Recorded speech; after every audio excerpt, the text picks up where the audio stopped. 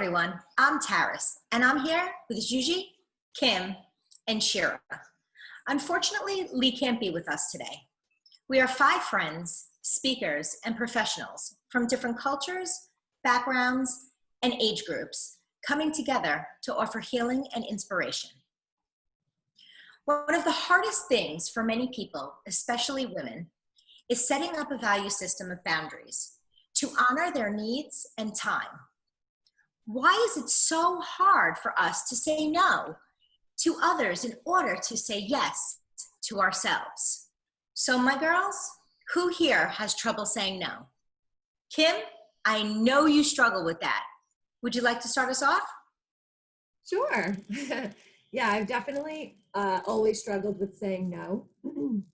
And I learned throughout the years, especially many, many years ago when I was in therapy, that it's a muscle that you have to work out in order for it to get stronger and stronger.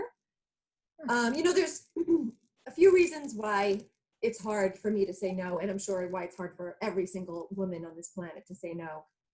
One is that as a woman, we're conditioned. We're just designed and conditioned to take care of everyone else, and taking care of ourselves, self-care, is not taught growing up in school or at home. So that's one huge piece. But the other huge piece is what we deal with in childhood.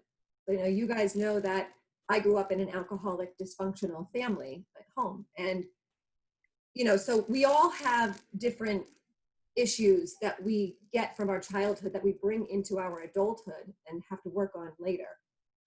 I don't believe there's one person on the planet that doesn't have issues from childhood. I think most families are dysfunctional in some way, shape, or form. That's just my personal opinion. So, me growing up in a dysfunctional home had basically caused me to always be looking for love. And I became a people pleaser in that search for the love that I needed because I didn't know how to give it to myself. So that journey led me to, my adulthood, where I find myself, still people pleasing and still having trouble saying no and putting me first and taking care of me before others. Setting boundaries has always been difficult for me. And when I was younger, I got into therapy, and that's when I started learning about what boundaries were and, just learning all of that work that I had to do on myself. But it really is true. It's a muscle that we have to work over time. And, I'm 44 today, and I'm not sitting here saying, oh, I don't struggle with this anymore. I did the work, I still struggle with it all the time. And it's almost like I work the muscle, I'll do it, right? I'll say no to someone, or I'll tell them, I can't do that right now, or I'll not see someone I want to say, whatever it is, whatever the no is, I'll do it. And I'll feel so good, even though there's a part of me that doesn't feel good.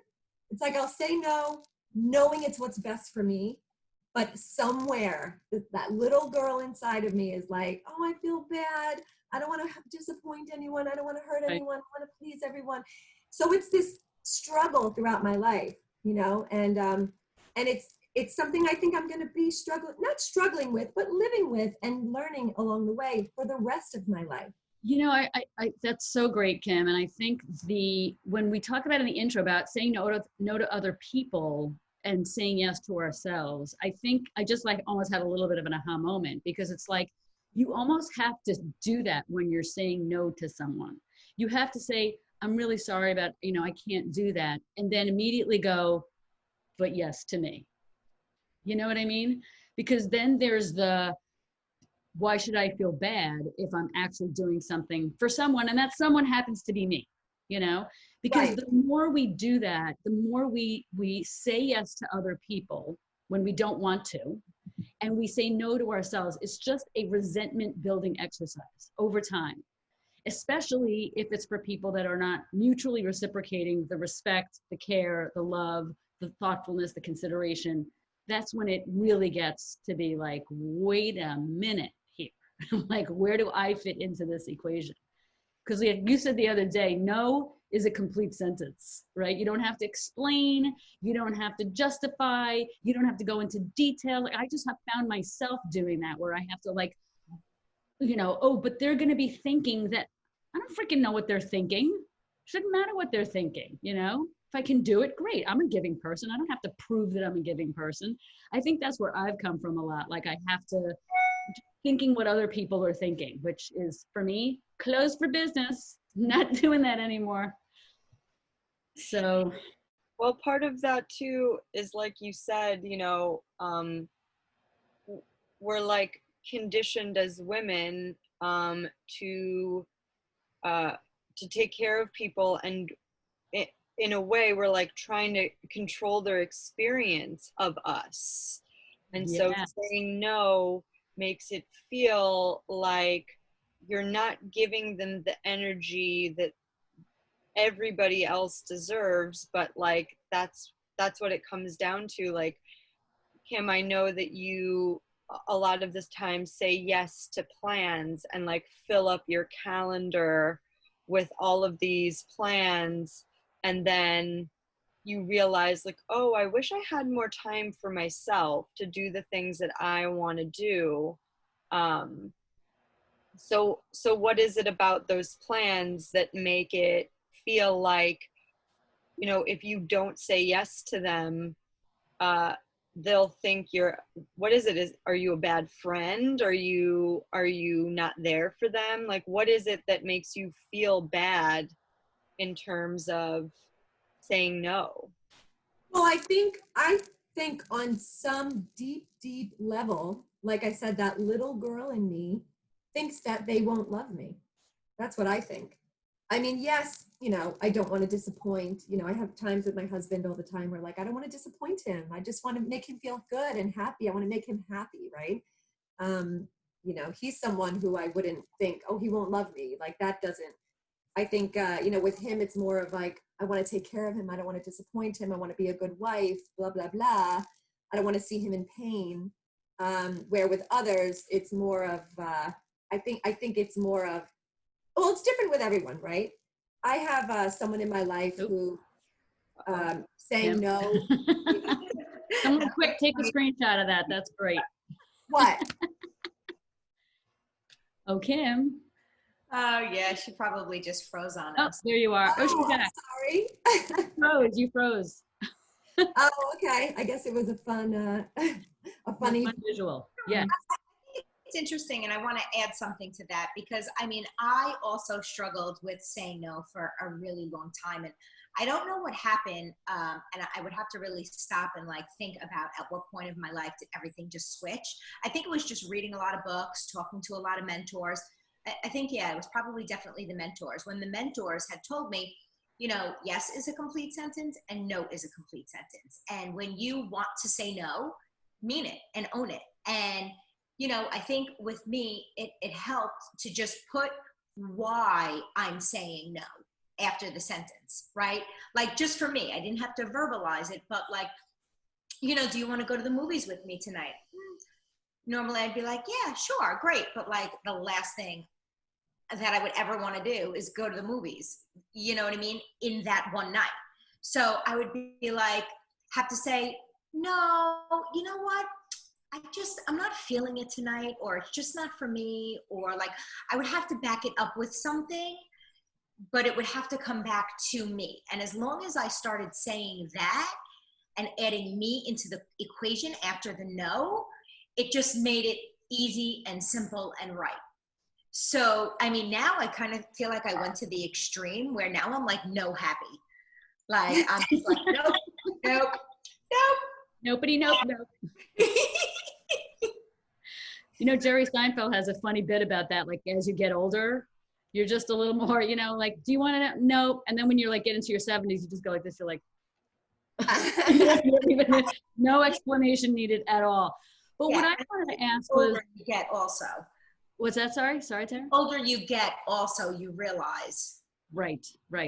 But I also wanted to ask, like, when it comes to like, hey, do you want to go to the movies? And I don't think any of us really feel like, oh my God, I have to say yes because they won't love me. Like, I'm talking about like, what examples in our lives have been more significant in the yes, yes, no department, like saying no to people, not just to plans, but like other things.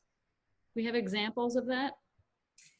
I mean, I feel like a lot of the time, like I feel obligated to my family.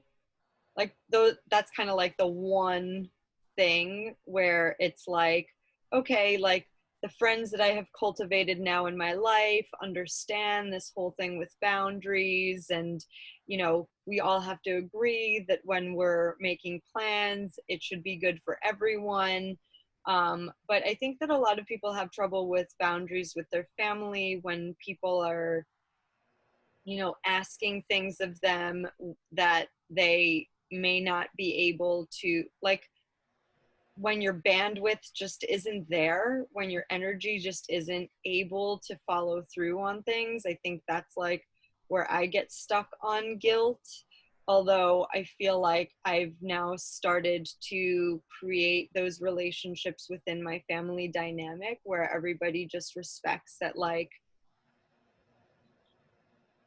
I have a finite amount of time. Like, just because I set my own schedule, for instance, doesn't mean that I'm just always available. Yeah. That's not a thing. That's Yeah. a very difficult thing for people to understand who don't have a 9 to 5 situation going on. And like, my time is still my time. It's not the same thing, but it is still very precious. Mm-hmm. And that's a boundary that I've definitely had to set. I also just want to say, and I know we all want to share, but there's a great quote that says we teach people how to treat us, right? And so, like in my marriage, for example, I said yes to a ton of things that I didn't want to do, that I couldn't even really do. Like I had a full-time job, taking care of my kids, we had a dog, and then I was like doing like the accounting books for my ex's business, and I'm like, I don't know what I'm doing. Like it wasn't like a big deal, but it was just like an extra thing that definitely took up a lot of time, that I was like, why am I taking this on? Why am I expected to do this? And then I'm asking myself that, why the hell are you doing this? I just kept doing it. I just kept doing it. But were you expected to do it, or did you make it up in your head that you were expected to do it, or like a good wife? You know, here's the thing. It just happened from the beginning. So it's like sometimes we do stuff and then over time we're like, wait, why am I doing this? Why am I doing this? But I think it's so important when you have those moments when you ask yourself, you realize you're unhappy on some level doing it. Like that happens to me all the time, where all of a sudden I have this like mini wake up call and I'm like, I'm really not happy. I really don't want to do this. And I have to like, it takes me a while to fully admit that I don't want to do it to myself. But that comes after resentment, anger, a lot of anger towards myself. Like I don't get angry at others. I get angry at me because I'm the one putting them first, you know? Shira, I think my example, I was just thinking about it. I think my example, you know, I have a few, and this is just one example, but I have a few friends in crisis right now. And it's like crazy the amount of attention that some of them need. Not crazy, but just they need a good friend like me to talk to every day, text with every day, right? Like just be there for them. What? I said that's time consuming.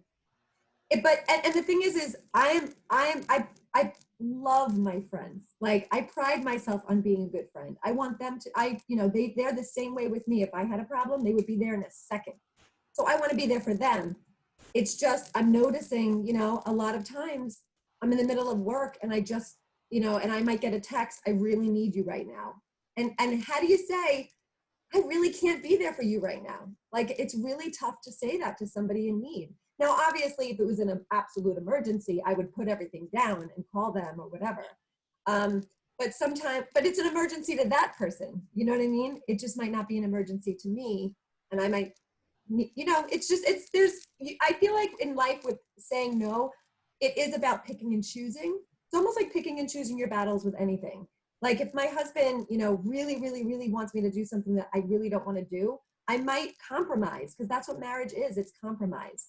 And, you know, he's going to do something for me that he doesn't want to do. So I think it just, at the end of the day, it's about what, you know, you have to like really just go inside and see like what makes you really unhappy, and in what ways are you not taking care of yourself because of those things. And then you have to work that muscle, which is, I think, the hardest part.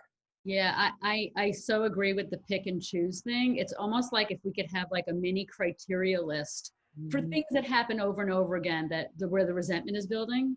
If you could ask yourself some questions as the person's like, listen, I need you to, or can you, or would you, it's like, okay, why am I doing, who am I doing this for? What's the net? What am I going to get out of it? What are they going to get out of it? Will this build more resentment? Like all of these little things that we should probably like, you know, predispose ourselves to these questions so that we can make more informed, you know, enlightened answers for ourselves, because that's what growth is. Growth is saying no to something in order to say yes to something else. And, you know, we've all had our conversations over the last few months on this call talking about what we need to say no to more in order to grow. Well, and one of the things that really stuck out for from what you said, Kim, is like, I want to be a good fill in the blank. I want to be a good friend. I want to be a good daughter. I want to be a good wife. What if you just are all of those things? And you don't have to prove anything to anyone about whether or not you're a good friend or a good wife. And it's not about what you do, it's how you show up in the world. Because I feel like that's a big thing that we've always been, and that's the conditioning, right? As women, like it's what you do, it's how you serve others. It's like, yeah, you know, your presence and just knowing that you're there. I don't have to talk to you every single day to know that you're a good friend. Like, And you know what, too, what you just brought up, I know I am those things, right? Like I truly do. I know I'm a good wife. I know I'm a good friend. I know I'm a good daughter. I think it's so deep in my subconscious that I don't even know. It's almost like not until I'm angry with myself do I now realize what I did. But in the moment, it's like in the moments, I'm just being that good person, right? If I was in the moment and needed to say no to someone and was struggling, like, I really want to say no. Like, it doesn't happen like that all the time. Those are the probably easier ones because you know what your gut wants and you could work the muscle. But it's in the moments where I'm like, just doing it and then realize that now I have no time for me or something like that. You know, it's quite a journey. You know, it's just to add something real quick. And then Taris, I know you want to say something. I was in therapy a long time ago when I was a teenager, and I returned to therapy in my 20s because I was dealing with some family things.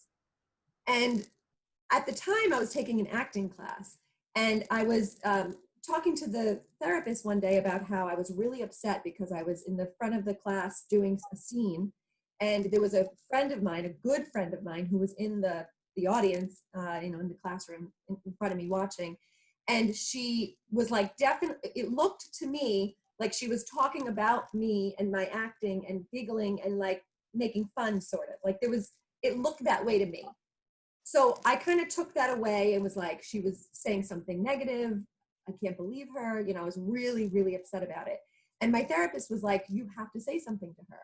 And I mean, I was shaking in my boots at the thought of confronting her.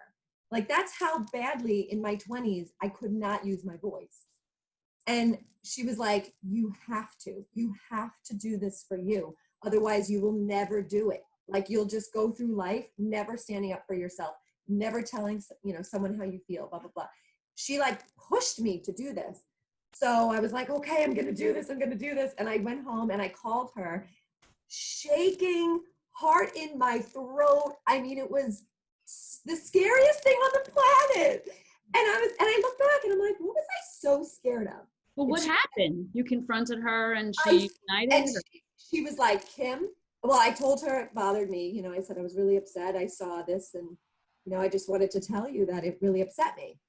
And meanwhile, I'm shaking, saying it like, and she was like, oh my gosh. She's like, that had nothing to do with you. She said, Matt said something about this. And I started laughing. And then I whispered something to him to stop bothering me because I didn't want to be disrespectful towards you doing your scene. She's like, none of it had to do with you. She's like, I'm so sorry it came off that way. It's it's never what we expect, right? It's like never what we think.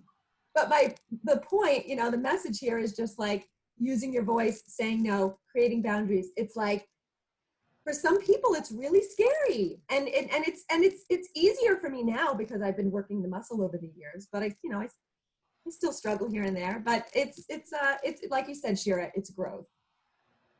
Taris, you wanted to Yeah, add? so I mean, I just think that like a really important point is when you're struggling to possibly say no to something that you don't want to do, you know, after you do it, either way, if you say no or you don't say no, go through the situation and then ask yourself, okay, how does my energy feel now? Because if it sucked the life out of you and it didn't make you feel good, then use that as a lesson to not do it again.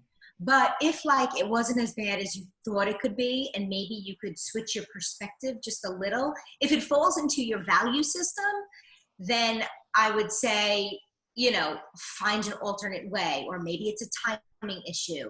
You know, I feel like sometimes with this in the beginning, you have to pick apart every little situation so that you're comfortable with why you're saying no, and then associating it with how it makes you feel. So with that, my girls, does anybody else want to say anything? I had one last little final thought, and that is that we need to think about the saying no in multiple areas, right? So we talked today a lot about saying no to people who want us to do things for them, but there's also the no in the no, you can't talk to me like that. No, you can't treat me like that. Like there's lots of no's that we have to think about. So I just want us and our audience to think about those things, because some of them are really, really hard. Because Yeah, they and I get think so long. that is really important. And that really falls into setting up your boundaries with your value system, right? Like, I know I personally don't like disrespect. And I don't like when people disrespect other people. I don't care who you are. I don't care how old you are. I don't care where you come from. I don't care how much money you have. If you are going to talk to someone with disrespect, if I'm around, you're probably going to have to hear my comment on that. My girl. Yeah, like I don't tolerate that shit at all. Yeah, good. Okay, ladies, I think this is a really great place to wrap up right now. We hope this episode helps you about how you value yourself. If you like our videos, please subscribe to our channel. And be sure to let us know if you have any topic requests or questions by commenting below. We'll see you soon. Thanks for watching. Stay safe, everyone. Stay safe. We love you.